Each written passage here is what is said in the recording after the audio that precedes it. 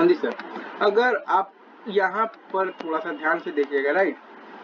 तो आपसे सवाल में ये कहा गया है कि आपके पास फंक्शन दिया हुआ है f बराबर सिग्मा m 1, 2, 3, 5, 7, जो कि बराबर होगा ऑब्वियसली तो पाई m 0, 4, बेसिकली 6 का।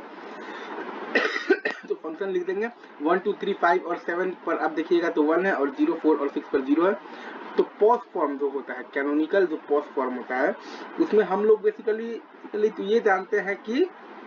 हम लोग बेसिकली तो लोज पर लिखते हैं, मतलब कि जीरो पर लिखते हैं और 0 की जगह पर a और 1 की जगह पर a बार। हम लोग यहाँ पर लोज पर लिखते हैं, मतलब कि 0 पर लिखते हैं और 0 की जगह पर a और 1 की जगह पर a बार। तो f बराबर हमारे पास आ जाएगा a plus B plus C into A bar plus B plus C into A bar plus B bar plus C.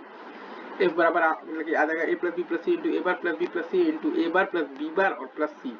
जो कि आ जाएगा बेसिकली f बराबर a bar plus C into A plus B plus C, जो कि आ जाएगा c plus A bar into B. Minimal post form में अगर आपको लिखना है तो आप लिख सकते हैं basically c plus A bar into आप लिख लीजिएगा basically c plus B,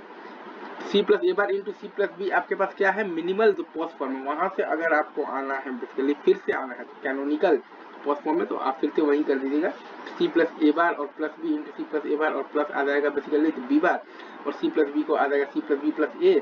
into जो c plus B plus A बार है वो सब आपका बेसिकली पहले से ही लिखा हुआ है, राइट। और फिर आप देखिएगा कि मैप से उसका आप निकालिएगा तो आपके पास एक पेयर बनेगा बेसिकली, एक बनेगा ग्रुप बनेगा बेसिकली तो 4 1 का और एक ग्रुप बनेगा बेसिकली तो 2 1 का। एक ग्रुप बनेगा 4 1 का, एक ग्रुप बनेगा 2 1 का। तो आपके पास f का वैल्यू आ जाएगा c plus A bar B, मतलब c plus A bar into आ जाएगा c प्लस बी। मिनिमल जो पोस्ट फॉर्म है के मैप से भी आप उस चीज को रिवेरीफाई इजीली कर सकते हैं, राइट सर। चलिए सर आगे बढ़ते हैं मूव।